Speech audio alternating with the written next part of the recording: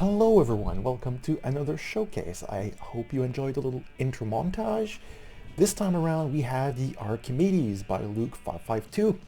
This thing is pretty well built with only a couple of things that I genuinely change, although there's a few small points that I'm going to get out of the way right now. So the first thing is just a bit of an oops, and that's that this wireless receiver that's controlling the munition warners is on the wrong channel because AIs do not share munition detections. So the CWIS don't work if they're not connected on the right AI. And that's just maybe like a little bit too few munition warners. I don't think there are any other ones on the vehicle. And while the CWIS number, is not necessarily a huge fraction of the cost of this thing, it'd be a little bit sad to just lose the one Warner for the broadside and then they just stop working. So yeah, just a bit of a oops. The other thing that I'm going to tackle very quickly, as the game chugs a little bit while I'm doing that, is the lack of engine redundancy. Like there's only one engine, and it's that injector. We can't really see very well. It's that injector engine. It's well, not perfectly built, and there's only one, so it's pretty deep in the hole, but you have so much free space, there's no real reason not to have a few spares laying out around the ship, especially since it uses so little power. And they could be turbos as well, just to save you a little bit more material in terms of running costs. So that's the second very quick. Now for one of my main points is actually the Tetris of the main guns.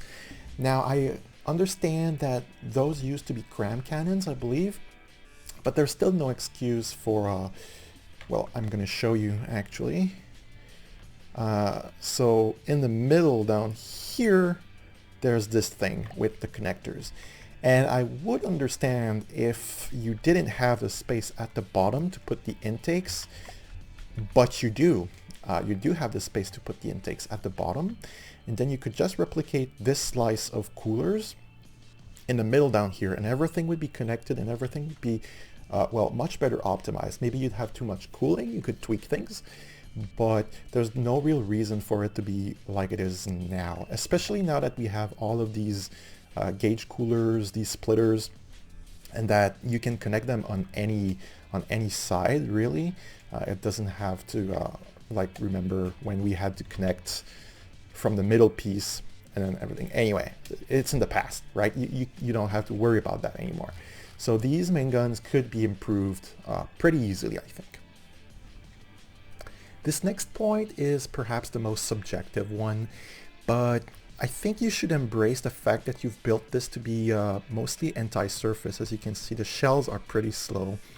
Even these ones, even the CWIS shells are pretty slow. And like this, at that cost, isn't going to be doing very much. So if you really embrace that this is an anti-surface ship and you want some defenses, because this thing doesn't have shields or stuff like that, so I would actually turn those missiles into interceptors. And I would probably, because those turrets are actually really nice looking, right? And I would actually replace perhaps those two guns with more of those missiles. Well, if you turn them into interceptors, put them there as well. And that way you can just help your CWIS do a lot more, because in my tests against vehicles that are similar size, or even some cheaper vehicles that focus on missiles or crams, those CWIS just don't quite cut it. And if you just, escort this thing with dedicated anti-aircraft vehicles and then convert this into interceptors instead, you'd have a much better defense and just something that's better equipped in general to go toe-to-toe with other large surface ships. But I understand that this is kind of subjective. This is probably the most subjective criticism I have for this vehicle. But still, I was a little bit like, these CWIS are pretty well built actually, but it's just not enough, I find, in my tests anyway. And for my last point, this may come across as something that would be subjective, but I think it would actually be an objectively better choice, and that's the like a combination of the armor setup and the buoyancy. So right now this thing just has a lot of small compartments with pumps, and pumps are great, but they hurt your performance, like your frames per second actually, especially when you have this many. I don't know if I can showcase just how many pumps are in there.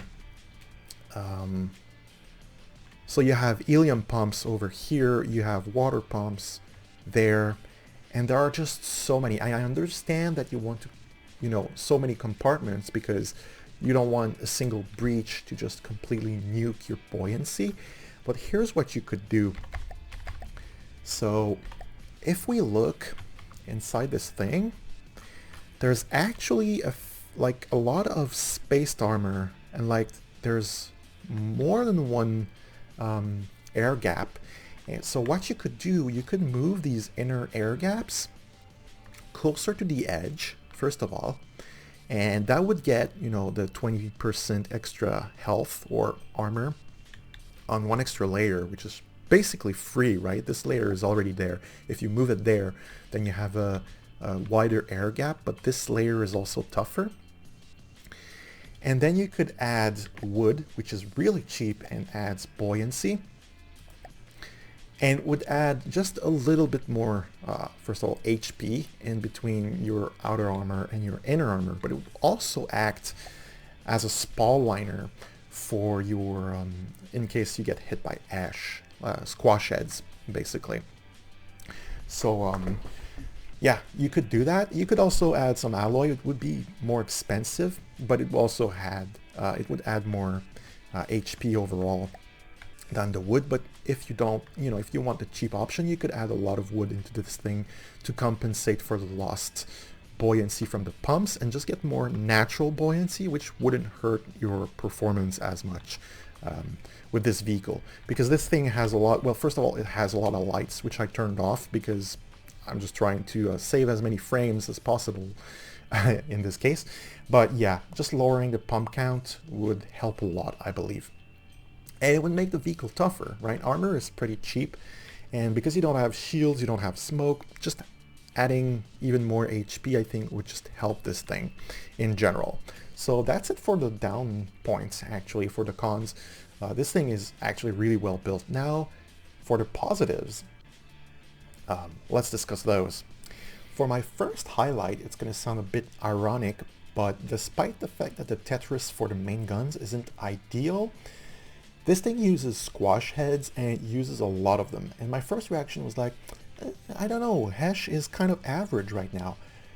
But I tried this thing, and believe me when I say that this much Hesh concentrated, there's just very little you can do. This just chews up ships really well. Even if they have a spall catcher. Maybe if they have a good spall liner, it wouldn't be quite as powerful, but this much concentrated Hesh, it just mangles things. It's pretty scary, actually. And in the same vein, talking about the turrets, these detection turrets, well, they're mimicked, so you can't really see the detection on some of them, but those are all detection turrets. This one, this one, this one, and this one. Not only do they look cool, but there's 4 of them. They're offset, so you're not likely to lose all of them in one hit. They're just really good. It's just, and it looks great.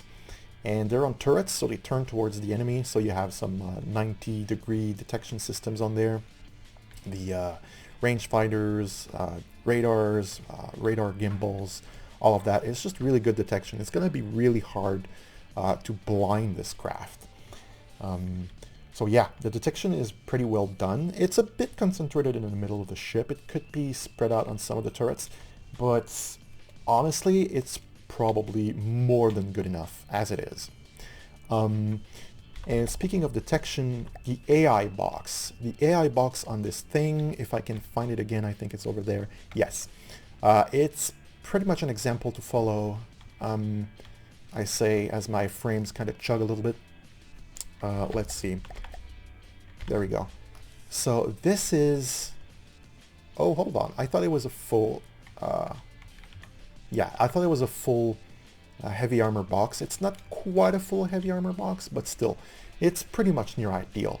This is a heavy armor box with a stone box in the middle, meaning not only EMP won't really want to go there because the really soft components are inside stone, which lowers the damage from EMP. So it's going to try to find something EMP sensitive that's outside this box first. But even if it tries to path to the AI box, it has to go through the heavy armor. So yeah, this is pretty much the ideal setup for an AI box, at least when you have the space for it. This is what you should be doing. Yeah, really well done. Finally, can we just appreciate how good this thing looks? Like, let's have a bit of a quick pass with the cutaway view. There's the anchors, the painting, the guns, the secondaries, the lights, the crates, poles, chains, the lifeboats, cranes, the smoke. There's just so much attention to detail. And even on the inside, even if it's not necessarily super detailed, you have mannequins in here. Oh, they're a bit glitched because of the cutaway view, I guess. But there's sloping on the inside just so it looks a little bit better. Even if there's not a huge amount of greeble, this thing just is just a, yeah, it's great to look at. It's just great in general. So thank you, Luke552, for sending this thing in. It's great. That's going to be it for the Archimedes. Please like and subscribe if you enjoyed the video, leave a comment, and consider sending in your own blueprints for a showcase or for funky fixes. You can contact me on Discord, or you can send it in at ohm.ftd@gmail.com. Thank you for watching. Bye bye.